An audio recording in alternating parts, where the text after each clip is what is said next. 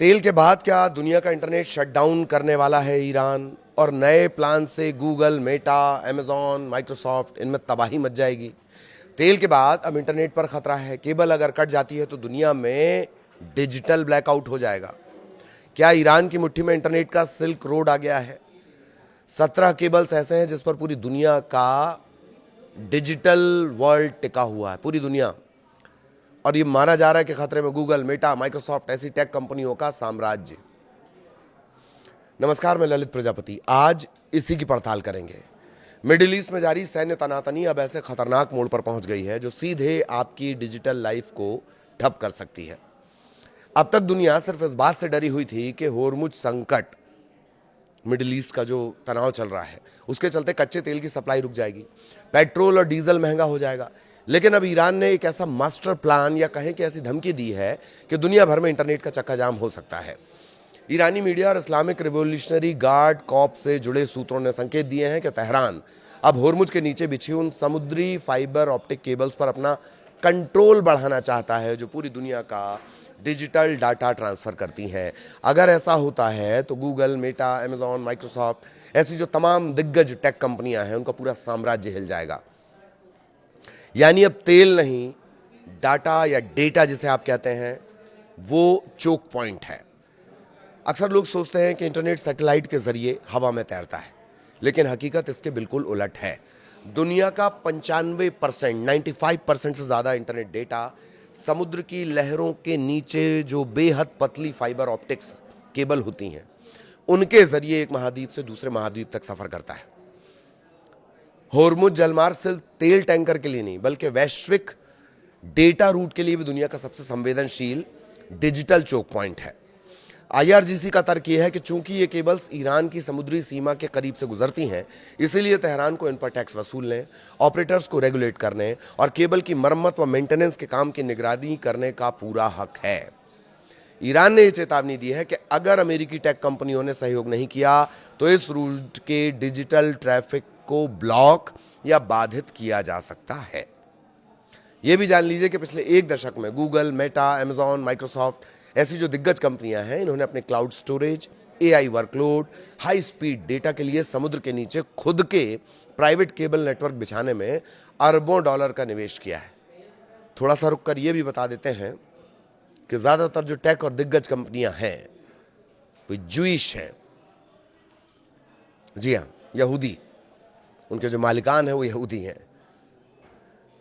वापस खबर पर लौटेंगे। अगर खाड़ी देशों के समुद्री रूट में जरा सी भी गड़बड़ी होती है तो सिर्फ फेसबुक, व्हाट्सएप, इंस्टाग्राम ये धीमे नहीं होंगे, बल्कि दुनिया भर का बैंकिंग सिस्टम, शेयर बाजार, एयरलाइंस, लॉजिस्टिक्स, क्लाउड सर्वर पूरी तरह ठप हो सकते हैं।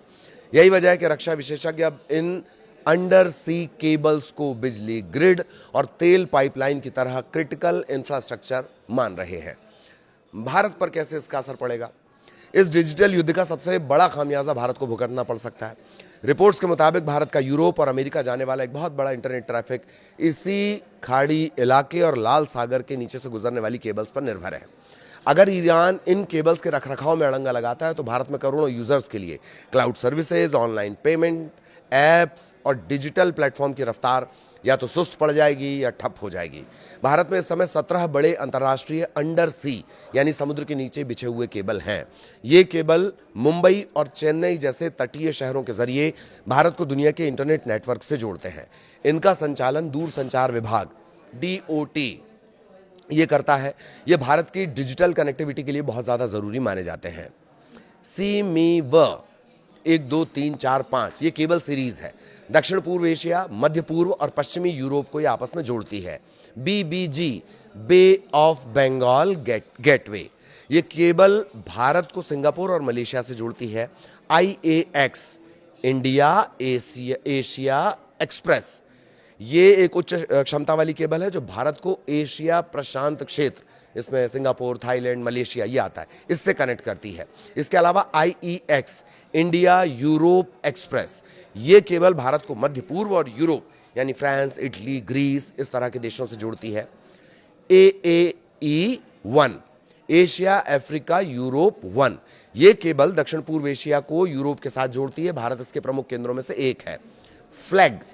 Fibre optic link around the globe. ये दुनिया की सबसे लंबी केबल प्रणाली में से एक है जो भारत के मुंबई और चेन्नई से होकर गुजरती है। EIG यूरोप इंडिया गेटवे, ये केबल प्रणाली भारत को सीधे यूरोप से जोड़ने का काम करती है। MENA middle east north Africa, ये केबल भारत को मध्य पूर्व और उत्तरी अफ्रीका से जोड़ती है। इसके अलावा SMW, इसे CWMI भी कहा जाता है, 6 CMV6, ये नवीनतम पीढ़ी की केबल प्रणाली है जो भारत को सिंगापुर और फ्रांस के बीच हाई स्पीड डेटा प्रदान करती है। प्रकाश की गति से डेटा चलता है। फाल्कन, ये केबल मध्य पूर्व के देशों को भारत से जोड़ती है। IMEWE India middle east western Europe, ये केबल प्रणाली विशेष रूप से भारत और यूरोप के बीच डेटा ट्रैफिक के लिए है। TGN Tata global network gulf, ये टाटा कम्युनिकेशंस द्वारा प्रबंधित, मतलब टाटा कम्युनिकेशंस से देखता है, जो खाड़ी देशों को जोड़ता है। इसके अलावा 2 अफ्रीका पर्ल्स, ये आगामी बड़ी परियोजनाओं में से एक है जो भारत को अफ्रीका और यूरोप के कई देशों से जोड़ेगी। इस परियोजना पर काम चल रहा है। भारत ही नहीं, UAE और सऊदी अरब इस समय अमेरिकी कंपनियों के सहयोग से दुनिया के सबसे बड़े डेटा और AI हब बन रहे हैं। अब ईरान की ये नई चाल कह लीजिए, धमकी कह लीजिए या प्लान कह लीजिए, इससे मिडिल ईस्ट का पूरा टेक इकोसिस्टम खतरे में पड़ जाएगा। तो क्या वाकई दुनिया का इंटरनेट काट सकता है ईरान? तो अंतर्राष्ट्रीय समुद्री कानून के तहत इन केबल्स को सुरक्षा मिली हुई है।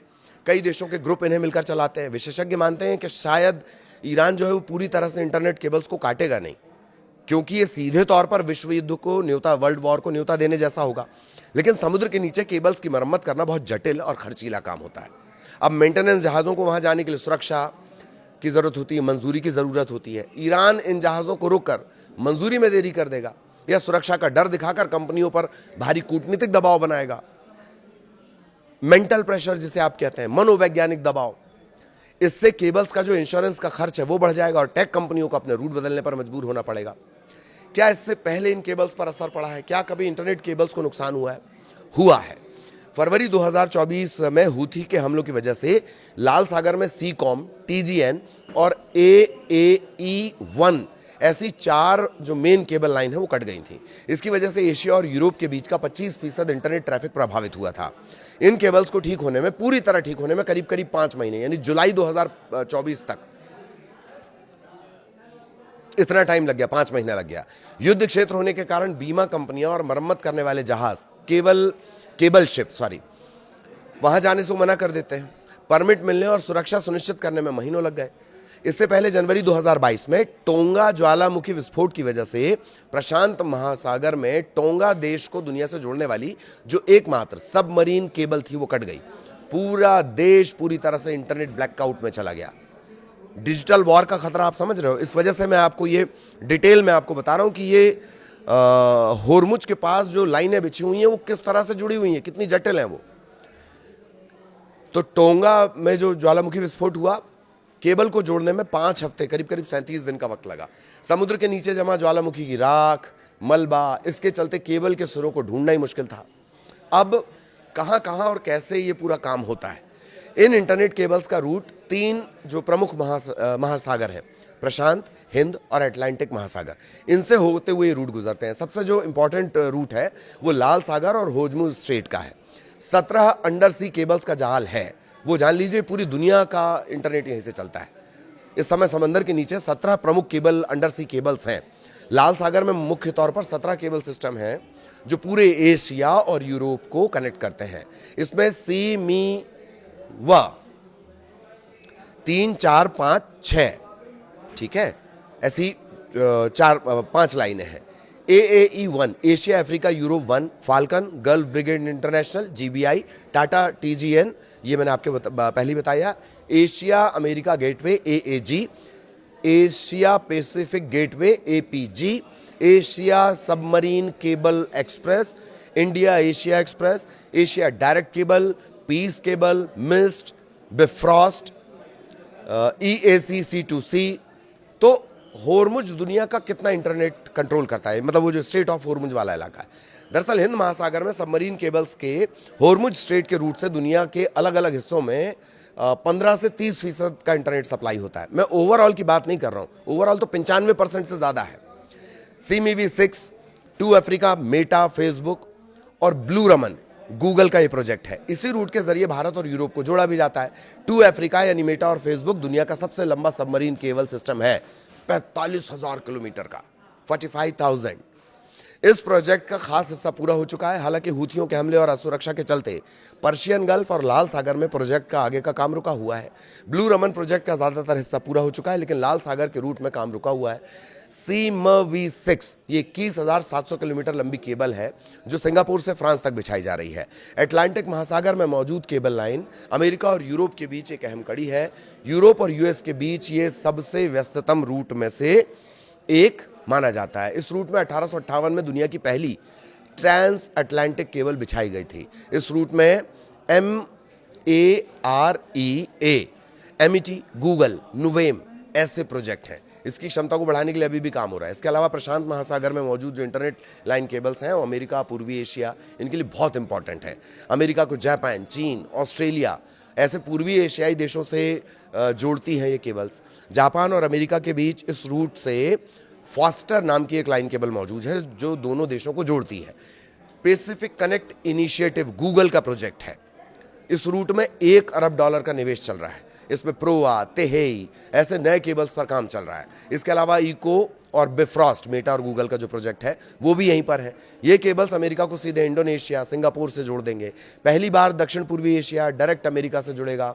हवाई की नुई के जरिए ऑस्ट्रेलिया, न्यूजीलैंड, अमेरिका के बीच डाटा क्षमता को कई गुना बढ़ाने पर काम चल रहा है। मतलब कुल जमा दुनिया के तेल की गर्दन ही नहीं, तकनीक की गर्दन भी क्या ईरान के पास है।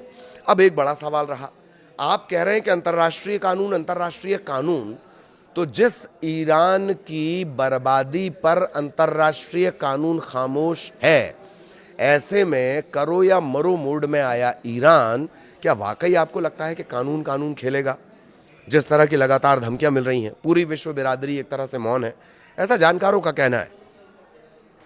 उस स्थिति में क्या ईरान वाकई अंतर्राष्ट्रीय कानूनों और उन तमाम चीजों की चिंता करेगा जिसकी चिंता कोई और नहीं कर रहा है? मतलब अमेरिका नहीं कर रहा है, इजराइल नहीं कर रहा है।